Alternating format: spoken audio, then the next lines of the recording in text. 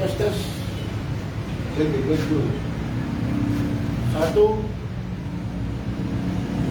Satu.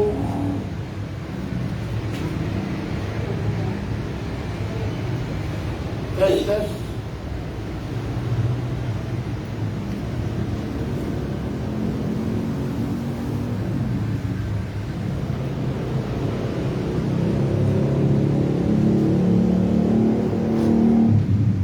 Tes. Tes. Tes. Belum ada. Tes. Agak jauh ya, agak jauh. Belum ada. Itu. Oke, selamat siang.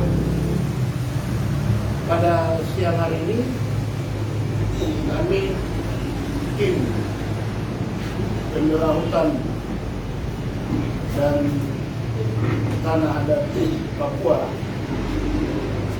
yang terdiri dari Lembaga Bantuan Hukum Papua, Walhi Papua, Renjus, Pusaka bersama-sama dengan Ampera Mada yang selama ini mendampingi Franky Woro sebagai pimpinan Marga Woro yang melakukan gugatan melawan Dinas Penanaman Modal dan Perizinan Baru Satu Pintu Provinsi Papua di Pengadilan Tata Usaha Negara akan menggelar konferensi pers dengan tema menjemput putusan gugatan masyarakat adat Aulu melawan Kepala Dinas PNPTSP Provinsi Papua di Pengadilan Tata Usaha Negara Jayapura. Konferensi pers ini kami selenggarakan mengingat lagi 2 atau 3 hari ke depan, tepatnya pada tanggal 2 November 2023 nanti akan mendengarkan putusan akhir dari perjuangan panjang Franky Woro selaku pimpinan Marga Woro memperjuangkan hutan adatnya dan tanah adatnya di pengadilan untuk anak cucunya dan juga bagi dunia ini agar terhindar dari ancaman global warming. Pada prinsipnya dari perjuangan panjang yang sudah dilakukan oleh beliau, ini diawali sejak bulan Mei sampai saat ini bulan Oktober dan nanti dalam bulan November akan ada putusan. Nah, banyak pihak mungkin yang tidak mengetahui tentang seperti bagaimana perjuangan yang dilakukan oleh Franky dan juga apa saja fakta-fakta yang terungkap dalam persidangan. Nah, di sini mengingat saya bersama-sama dengan tim kuasa hukum serta mahasiswa yang tergabung dalam Labada yang terus mengawal ini yang bersama-sama melakukan penelitian, maka kami akan menjelaskan apa yang kami saksikan dalam perjuangan ini dan fakta-fakta apa saja yang tersirat dan juga terlihat dalam proses panjang perjuangan Franky Woro selaku pimpinan Marga di ruang sidang Pengadilan Tata Usaha Negara Jayapura. Nah, selanjutnya untuk mempersingkat waktu, saya akan berikan kesempatan kepada perwakilan Gramada untuk menyampaikan pandangannya atas perjuangan panjang Frank ini dan juga fakta-fakta yang ditemukan dalam persidangan serta harapan yang kemudian diinginkan dari putusan nanti. Selanjutnya saya berikan kesempatan.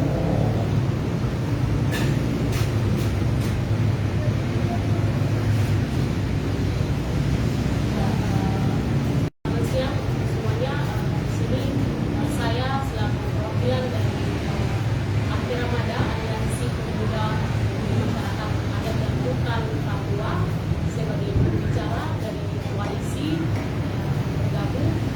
Mungkin dari perjalanan sidang ini dari masyarakat adat suku Awus Pataworo adalah perjuangan yang panjang bagaimana dia bisa mempertahankan hutan tanah adatnya untuk generasi anak cucu ke depan yang juga sebagai penyumbang kedua bagi kami yang ada di Papua.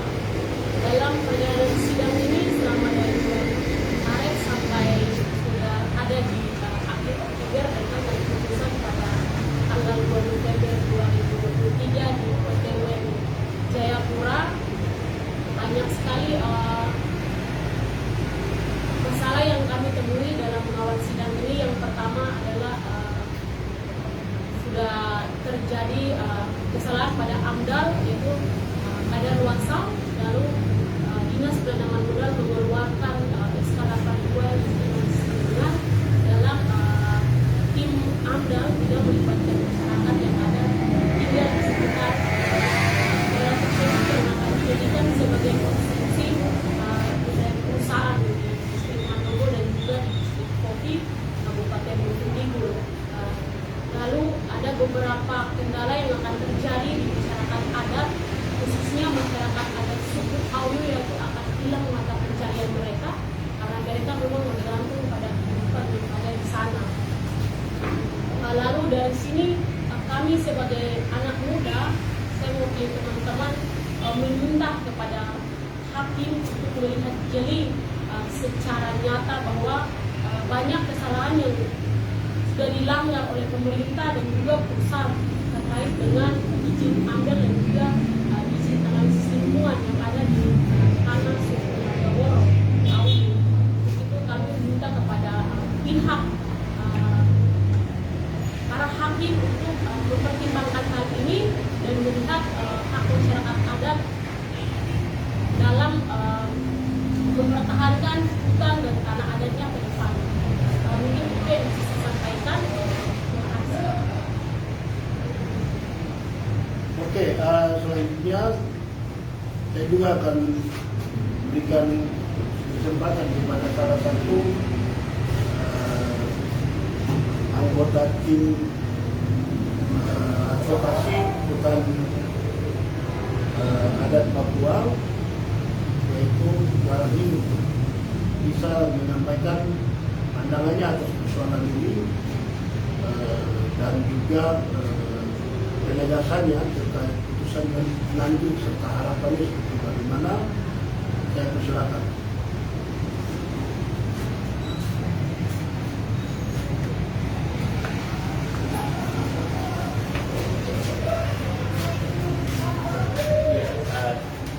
Selamat siang semua.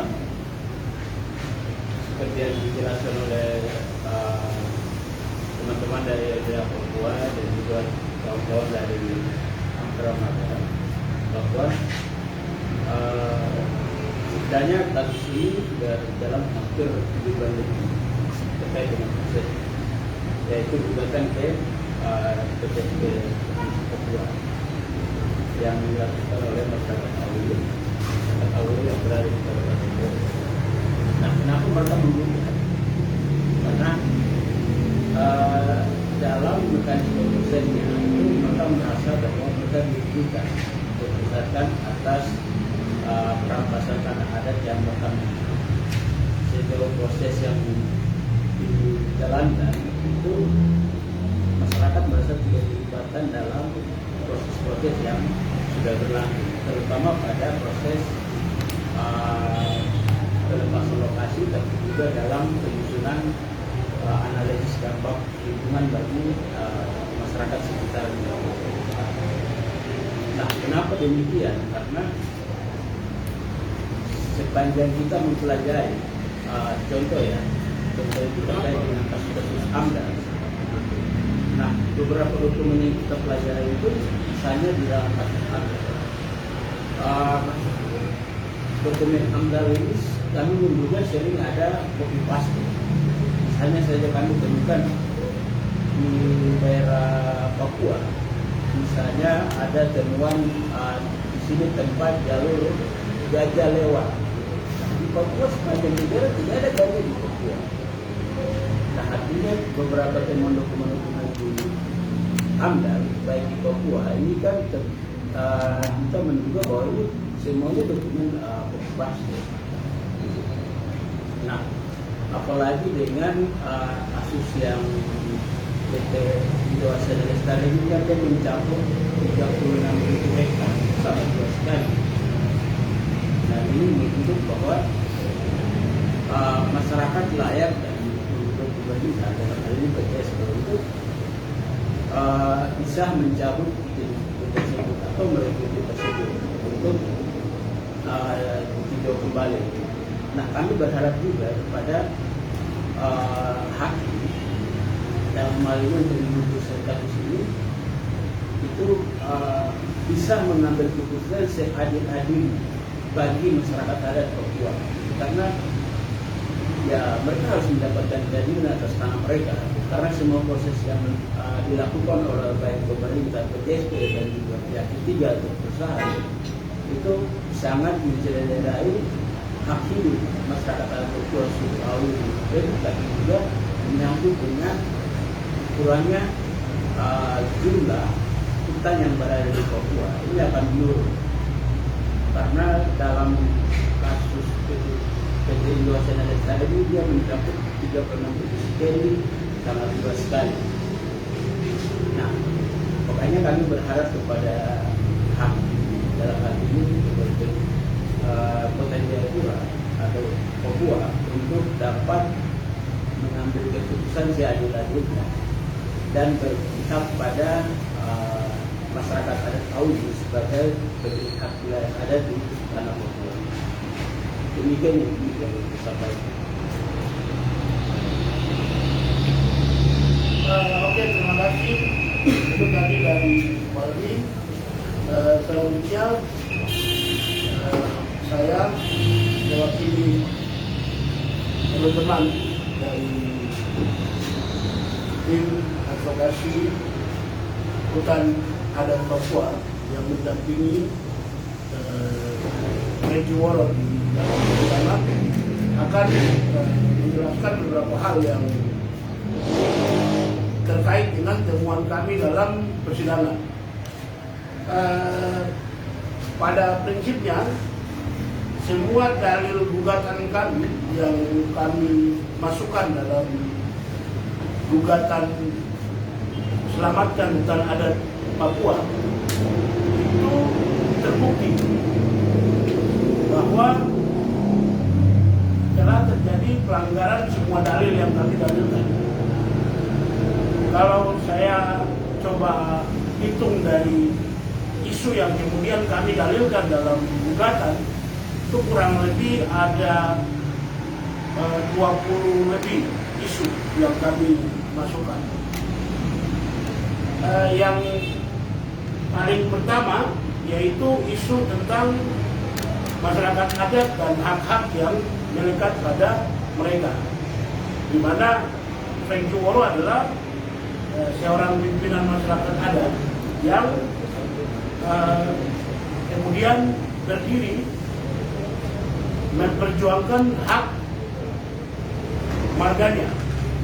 Ini tentunya menjadi fakta yang berbeda ya dengan gugatan-gugatan sebelumnya, karena gugatan-gugatan sebelumnya itu masyarakat adat yang melakukan perjuangan seperti yang dilakukan oleh Bapak Tom Bianal, kemudian juga yang dilakukan oleh masyarakat adat Sima melawan PT Nabire Baru, itu mereka berdiri atas dasar gugatan kelompok. Tapi yang dilakukan oleh Frankie itu dia sebagai pimpinan marga yang dikukuhkan oleh masyarakat adat khususnya marga Woro untuk berdiri memperjuangkan hak marganya. Nah ini kemudian menjadi menarik karena baru pertama dalam sejarah hukum di Papua masyarakat adat berdiri, khususnya pimpinan marga berdiri memperjuangkan hak marganya di dalam pengadilan tata usaha negara. Nah, dengan hakim menerima gugatan dan kemudian masuk pada pembuktian, ini membuktikan bahwa eksistensi pimpinan marga beserta hak-haknya yang melekat dalam pimpinan marga yang dijamin dalam Undang-Undang Dasar 1945 pada pasal 18B dan juga pada pasal 6 Undang-Undang Nomor 39 Tahun 99 serta pada pasal 43 Undang-Undang Nomor 2 Tahun 2001 tentang perubahan Undang-Undang Otonomi Khusus itu diakui dalam hukum. Dan ini kemudian menjadi spirit baru ya, semoga bisa menjadi inspirasi bagi para pimpinan marga di seluruh suku yang ada di tanah Papua untuk bisa melakukan hal yang sama. Nah, yang perlu diketahui bahwa Frankie Woro memiliki wilayah marga yang bakal terlanggar atau bakal hilang, itu bakal hilang akibat diterbitkannya surat keputusan nomor 82 tahun 2021 itu jumlahnya ada 2.000 yang masuk ke dalam 36.094 hektar yang pemerintah Provinsi Papua melalui Dinas Penanaman Modal dan Perizinan Terpadu Satu Pintu Provinsi Papua akan berikan kepada PT Indosiar Lestari. Nah, itu menjadi fakta miris karena 2.000 hektar itu bukan lahan yang sedikit. Dan apabila itu hilang, maka yang akan menjadi pertanyaan adalah marga Woro ini akan kemana? Tidak mungkin mereka masuk ke wilayah marga lain karena tentunya marga lain akan kemudian melakukan penolakan, atau bahkan mereka tidak mungkin keluar dari wilayah adat suku Awiu untuk masuk ke katakanlah Mandopo atau masuk ke Muyu atau ke Korwai Kombai. Itu tentunya akan semakin jauh, apalagi ke wilayah adat lain karena ada marga-marga lain juga yang memiliki di sana. Nah di sini yang saya pikir Kepala Dinas Penanaman Modal itu tidak pikir tentang itu. Bahkan lebih jauh atasannya Pak Gubernur itu tidak berpikir tentang dampak buruk yang akan dialami oleh Frankie Woro sebagai pimpinan marga dan juga anak cucunya. Nah, ini kemudian menjadi sesuatu yang sangat memprihatinkan. Dan lepas dari itu, kita semua ketahui bahwa dalam Undang-Undang Otonomi Khusus itu menegaskan bahwa apabila ada investor yang akan masuk menggunakan tanah wilayah, itu pemerintah harus bersikap sebagai mediator yang mempertemukan masyarakat adat dengan perusahaan yang akan masuk. Itu jelas itu dalam pasal 43 Undang-Undang Nomor 2 Tahun 2001. Namun yang sangat disayangkan yaitu Kepala Dinas Penanaman Modal dan Perizinan Terpadu Satu Pintu Provinsi Papua dalam menerbitkan SK Nomor 82 Tahun 2021 itu tidak pernah menjadi fasilitator yang mempertemukan marga Woro ini dengan PT Indosiar Lestari. Ini kemudian menjadi fakta. Kepala Dinas itu jelas-jelas melakukan pelanggaran asas umum pemerintahan yang baik, lebih khususnya adalah profesionalisme, dan jelas-jelas juga melakukan pelanggaran asas umum pemerintahan yang baik yang diatur dalam undang-undang ASN. Di dalam situ kan jelas menegaskan bahwa harus melindungi hak asasi manusia. Hak asasi manusia, hak masyarakat adat itu juga bagian dari hak asasi manusia. Namun fakta yang terjadi di mana pemerintah tidak menjadi mediator, itu kemudian menunjukkan secara real Dinas Penanaman Modal dan Perizinan Terpadu Satu Pintu Provinsi Papua jelas-jelas melanggar asas tersebut. Lebih jauh dari itu yang sudah disampaikan oleh Direktur Waldi Papua bahwa AMDAL yang dilakukan itu tidak melibatkan masyarakat. Nah, Frankie Woro sebagai pemilik 2.000 hektar lahan atau tanah dan hutan itu tidak pernah diundang dalam sosialisasi maupun konsultasi publik yang dilakukan sebelum terbitnya SK nomor 82 tahun 2021. Ini kemudian menunjukkan bahwa AMDAL yang dirumuskan itu tidak mengikuti tahapan yang sesuai dengan yang diatur dalam Undang-Undang Nomor 32 Tahun 2009 tentang pengolahan dan perlindungan lingkungan hidup. Di sisi yang lain, beberapa masyarakat yang ada di kawasan bagian bawah areal 36.000 sekian hektar itu tidak pernah diundang juga di dalam situ. Padahal mereka ini akan terdampak. Kita tahu ya, kawasan selatan itu kan sungai-sungai dan muaranya semua ke Laut Arafuru. Sementara wilayah yang diambil itu ada di bagian kepala badan air. Sepanjang itu banyak suku itu yang ada. Kan mereka ini terdampak. Dimana kita semua tahu kalau perusahaan itu beroperasi, limbahnya kan akan dibuang ke sungai. Nah, anehnya adalah mereka ini tidak pernah dilibatkan dalam konsultasi publik. Padahal mereka akan menjadi pihak yang sangat terdampak akan aktivitas yang direncanakan oleh Dinas Penanaman Modal bersama-sama dengan PT Indo Asiana Lestari. Ini kemudian menjadi catatan lain yang kemudian membuktikan bahwa AMDAL yang dirumuskan itu tidak sesuai dengan mekanisme yang diatur dalam Undang-Undang Nomor 32 Tahun 2009. Selain itu, berdasarkan informasi yang kami peroleh dan itu terungkap di dalam persidangan bahwa AMDAL tersebut itu sudah lewat kadaluarsa. Yang kita semua tahu bahwa sesuai dengan Undang-Undang Nomor 32 Tahun 2009 tentang pengolahan dan perlindungan lingkungan hidup, ada masa waktu untuk AMDAL ini. Kurang lebih 4 atau 5 tahun AMDAL itu harus diperbaharui. Ini dari perusahaan sebelumnya, sebelum PT Indo Asiana Lestari itu AMDAL tersebut sudah keluar dan sudah lewat 4 sampai 5 tahun. Tapi AMDAL tersebut yang masih digunakan oleh Dinas Penanaman Modal Provinsi Papua untuk menerbitkan SK. Ini kan jelas-jelas ini.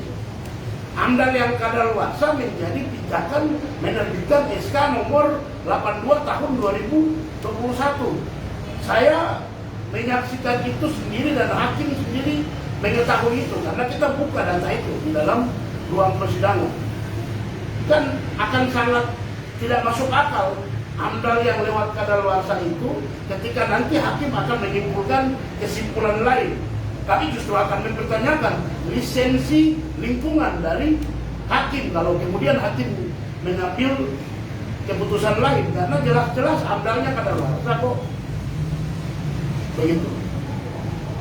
Nah, dari kejanggalan tersebut yang lebih aneh lagi adalah tim penilai AMDAL Provinsi Papua bisa-bisanya menerbitkan rekomendasi untuk Dinas Penanaman Modal itu menerbitkan SK ini.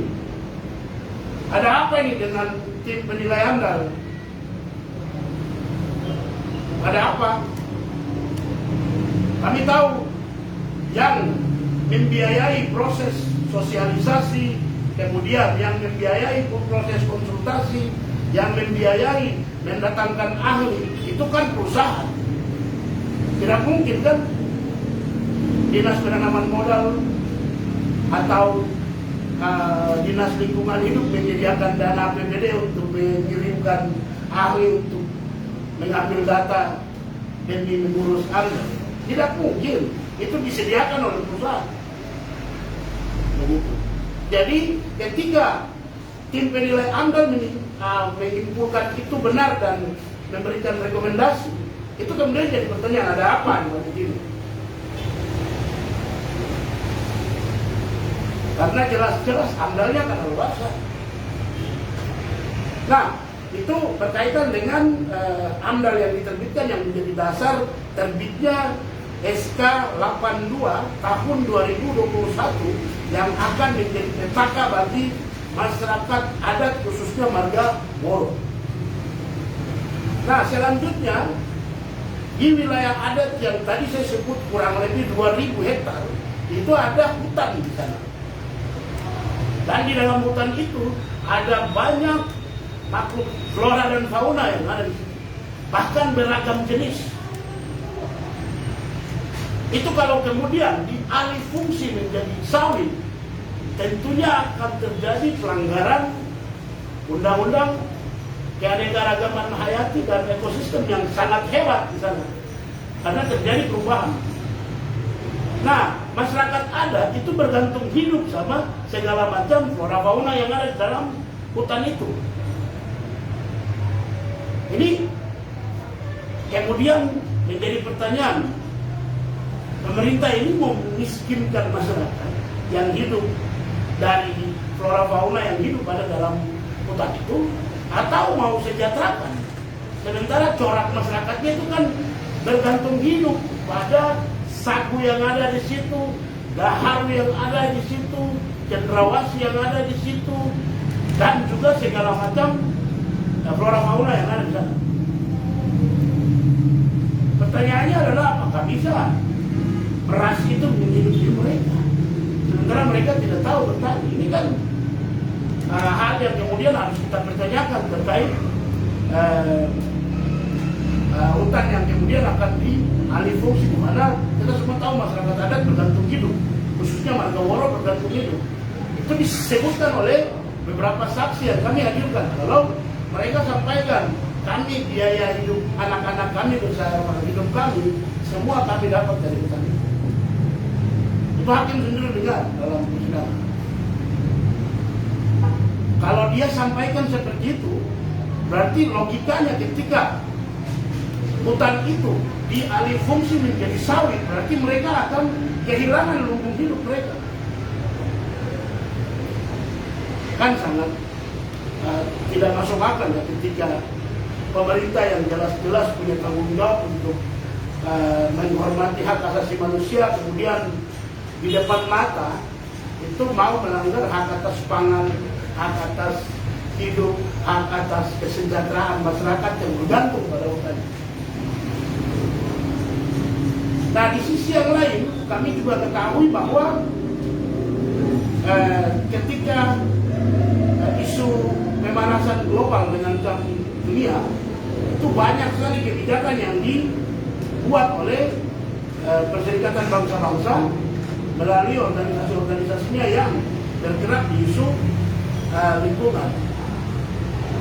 Dan pada perkembangannya, pemerintah Indonesia sebagai salah satu anggota Perserikatan Bangsa-Bangsa sudah meratifikasi beberapa ketentuan. Salah satunya adalah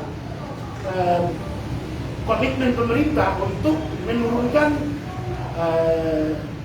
emisi gas rumah kaca. Itu ada peraturannya dalam peraturan presiden juga impres yang instruksi presiden yang meratifikasi atau melakukan itu di wilayah Indonesia, maupun juga dalam konteks kebijakan turunan itu kemudian memberikan beberapa persen bagi menanggulangi efek gas rumah kaca. Nah, 2.000 hektar yang saya sebut adalah milik masyarakat adat, khususnya Marga Woro, itu mayoritas diisi oleh hutan. Ketika SK ini digunakan sebagai dasar untuk kemudian menerbitkan ketentuan-ketentuan perizinan lainnya untuk berlakukan atau memberikan ruang bagi PT Indo Asyana Lestari, tentunya kan akan berdampak pada hutan yang ada dalam 2.000 hektar milik masyarakat adat Woro. Berdasarkan penjumlahan yang dilakukan oleh tim kami menemukan data nilai di mana akan hilang 26 juta ton karbon apabila hutan yang ada di luas 2.000 hektar itu dialih fungsi menjadi lahan sawit. Pertanyaannya satu, apakah pemerintah Indonesia itu berkomitmen untuk menjalankan perintah menurunkan emisi gas rumah kaca? Kalau faktanya kita temukan seperti ini.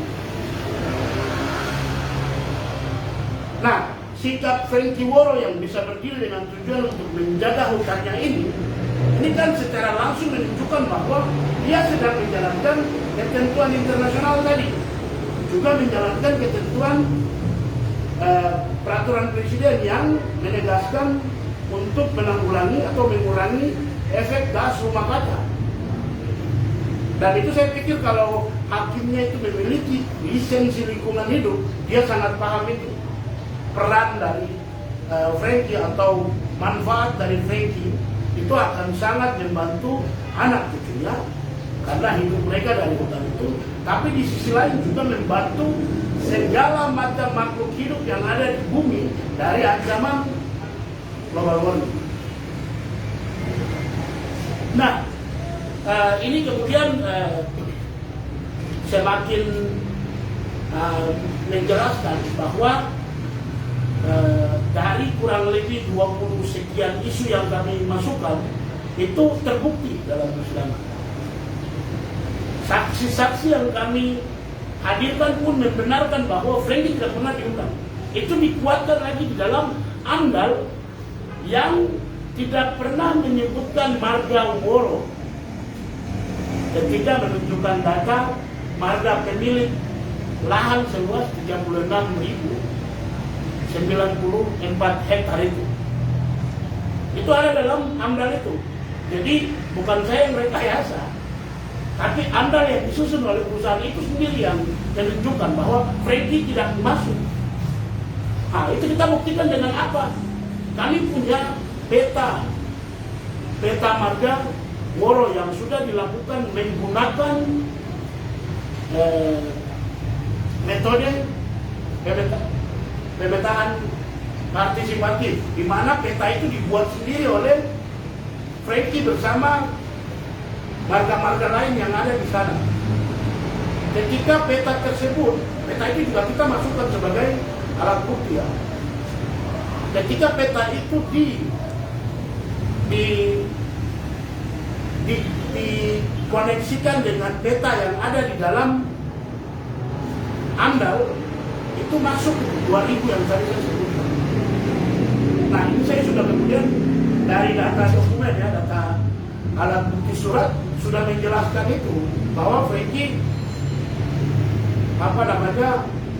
wilayah adatnya masuk, tetapi dia tidak pernah diundang, bahkan tidak ada marganya. Ini kan bagian dari fakta penghilangan data. Bisa saja kita sebut ini kalau secara pidana bagian dari pemalsuan atau bahkan keterangan palsu. Itu fakta sidang yang saya bicarakan.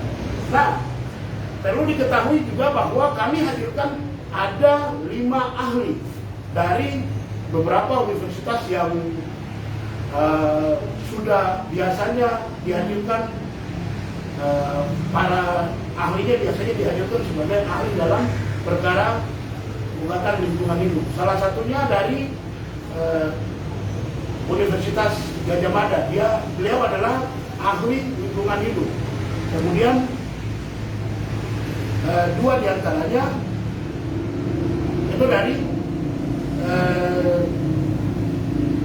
dari Universitas Negeri Papua.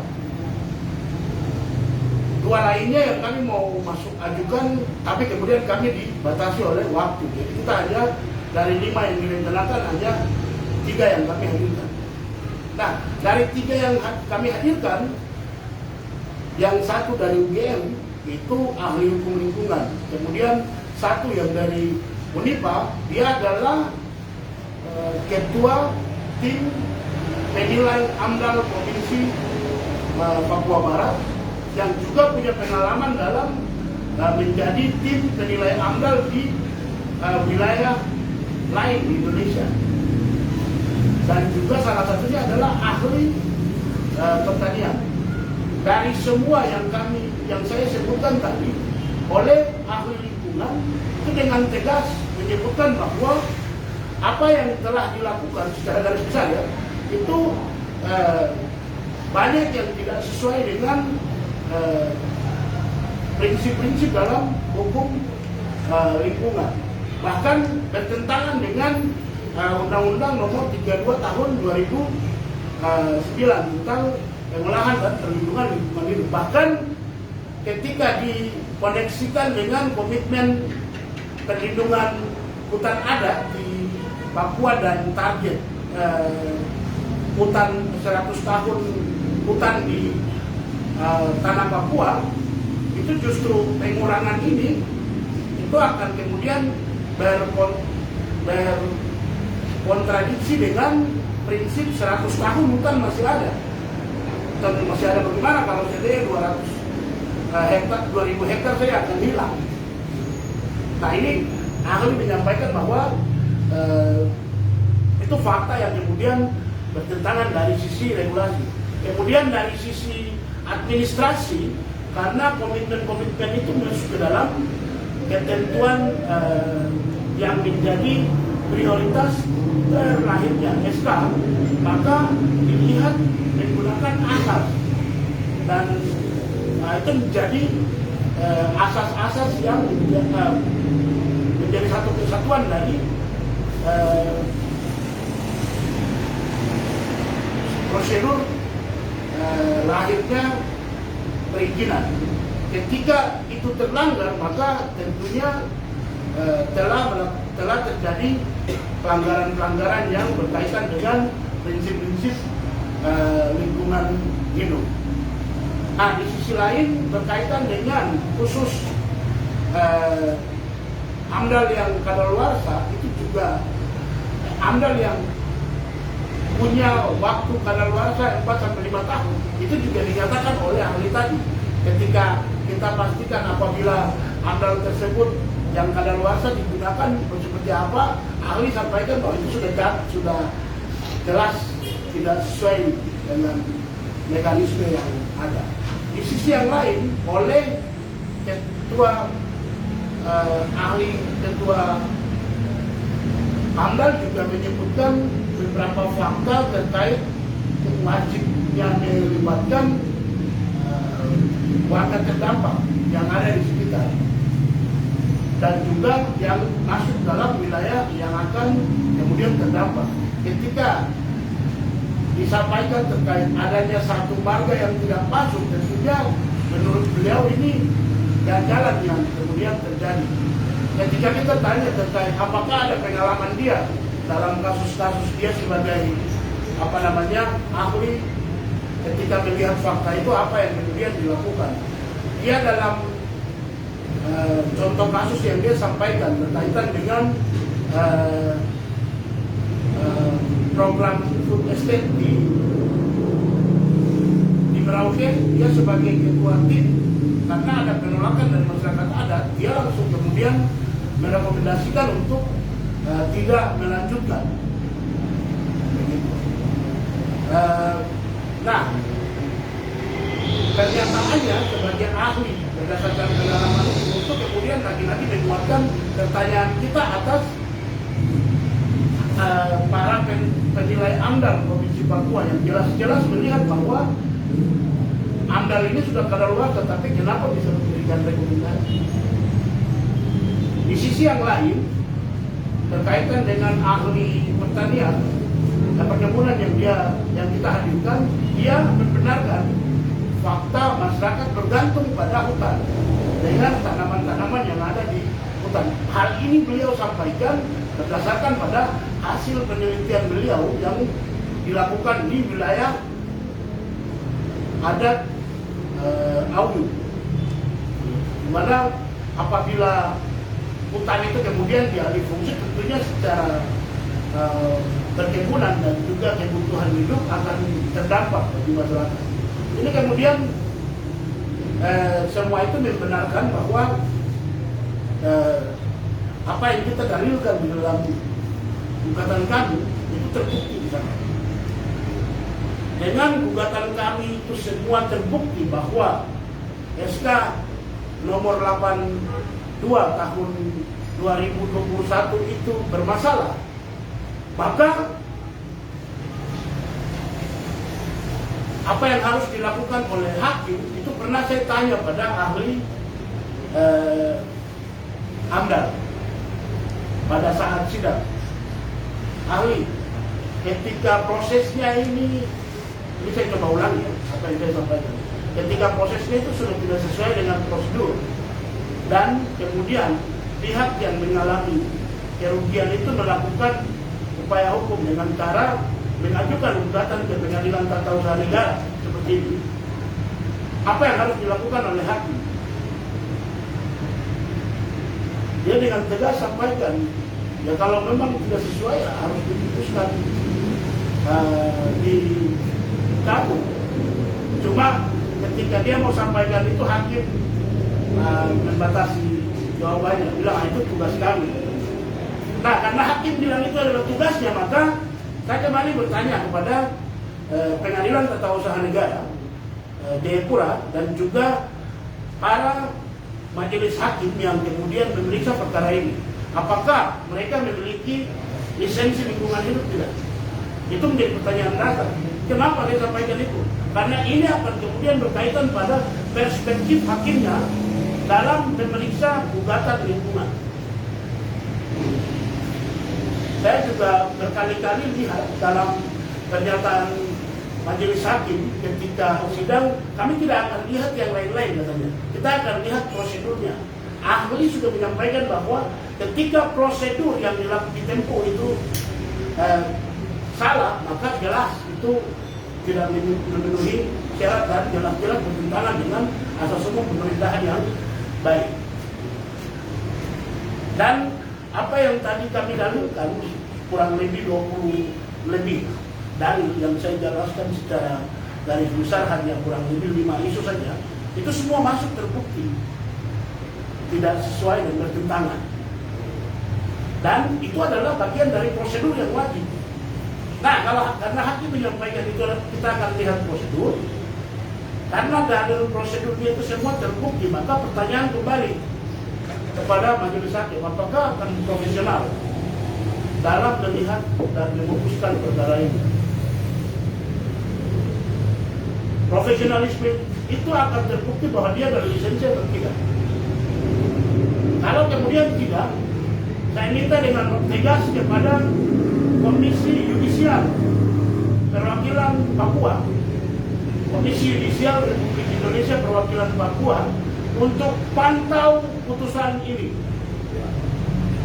agar bisa mendapatkan putusan yang profesional, imparsial, independen, tanpa ada masukan satupun dari pihak lain. Kenapa? Tanpa ada masukan satupun dari pihak lain. Yang perlu saya sampaikan bahwa Franky Woro itu bukan hanya melawan pemerintah Provinsi Papua, dalam hal ini Dinas Penanaman Modal dan Perizinan Terpadu Satu Pintu. Bukan hanya itu, tapi dia juga langsung berhadapan dengan PT Indosiar Lestari yang masuk sebagai tergugat intervensi. Ini semakin menunjukkan bahwa gugatan ini lain dari yang lain. Si masyarakat adat, pimpinan marga ini melawan pemerintah yang berencana menghilangkan tanah adatnya dan juga perusahaan yang mau mengambil alih dan mengelola tanahnya. Ini sesuatu yang sangat luar biasa dan tentunya menjadi fakta yang berbeda dari yang lainnya yang bisa kemudian menjadi referensi bagi pimpinan marga di wilayah adat lainnya yang ada di dalam wilayah Papua maupun di pulau-pulau lain di wilayah Indonesia yang ada masyarakat adatnya dan mungkin itu yang bisa saya tambahkan dari apa yang sudah tadi teman-teman sampaikan terkait fakta sidang serta harapan yang kita inginkan dari proses ini. Sebelum saya masuk pada yang lain, saya buka kesempatan untuk teman-teman wartawan apabila ada pertanyaan, silakan. Keputusan itu tanggal keputusan lagi. Oke.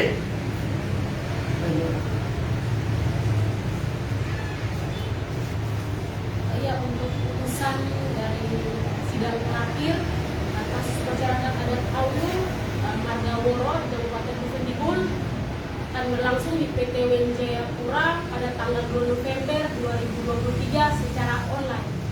Jadi sidang putusannya secara online. Untuk sekarang tahapannya apa? Untuk tahapan sidang sudah mati dan putusan di tanggal 2 besok. Sidang berlangsung selama kurang lebih 7 bulan dari Maret sampai dengan sudah akhir Oktober.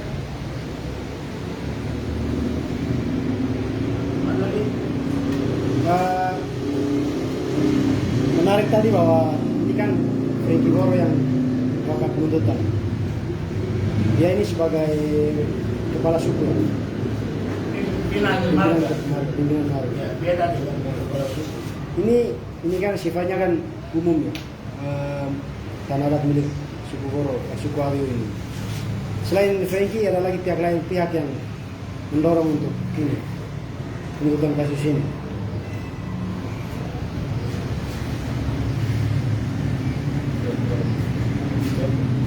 Oke, untuk pihak yang mendorong ada beberapa marga yang memberikan dukungan marga Woro dalam membuat kasus ini, diantaranya ada marga Bukit dan juga marga Ma yang tanahnya juga dijadikan sebagai konsepsi perusahaan dari PT Indosiar Lestari.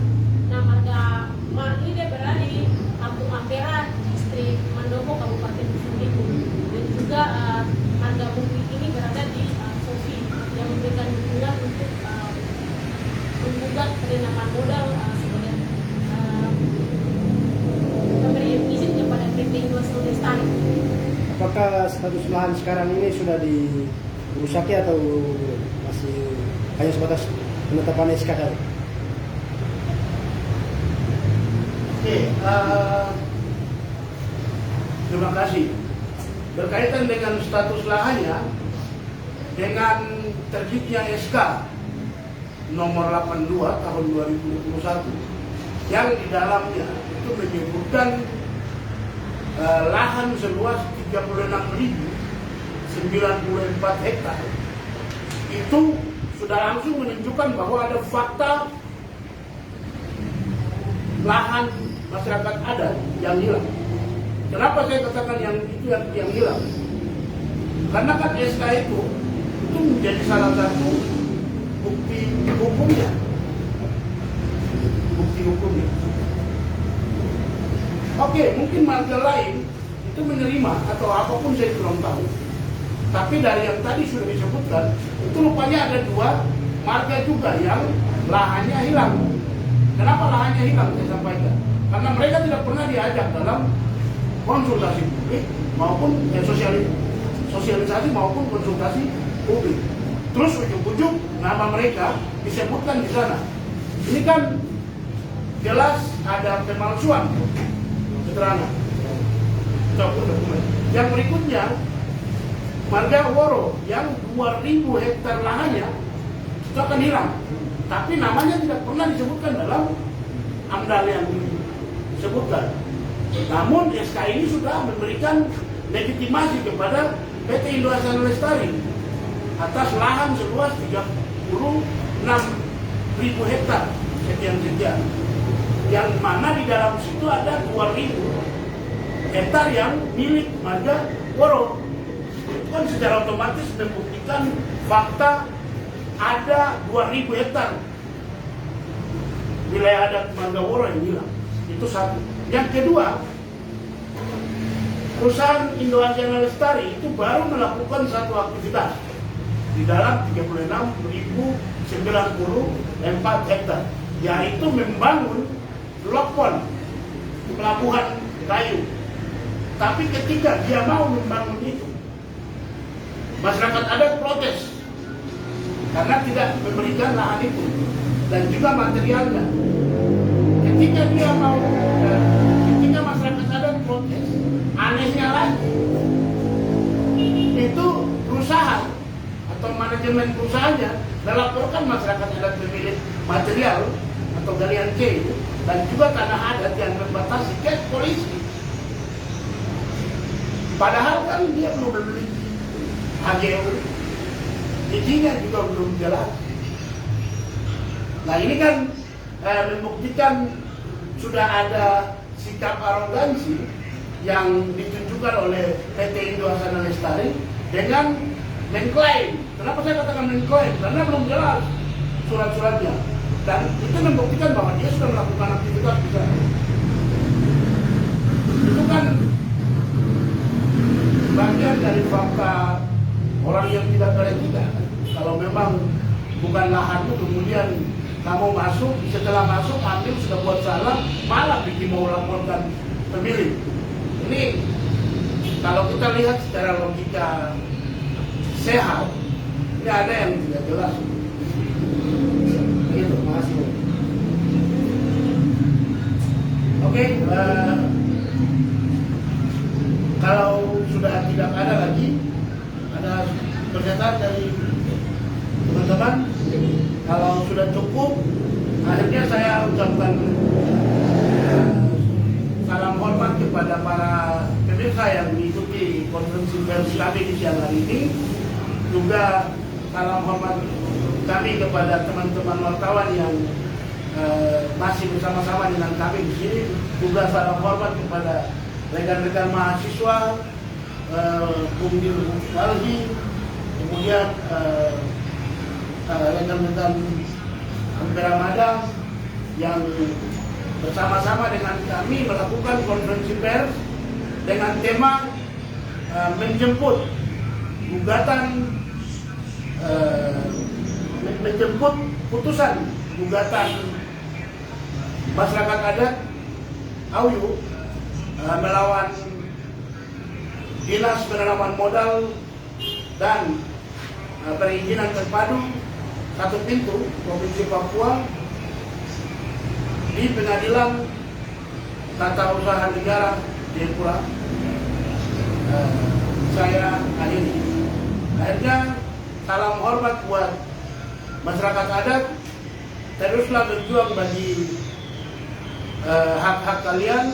Saya juga minta kepada masyarakat dimanapun berada untuk mendukung perjuangan masyarakat adat Auyu, khususnya pimpinan Marga Woro, untuk selamatkan hak hidup, hak kesejahteraan, lumbung pangan generasi selanjutnya Marga Woro, maupun juga melindungi hutan adat demi mengurangi ancaman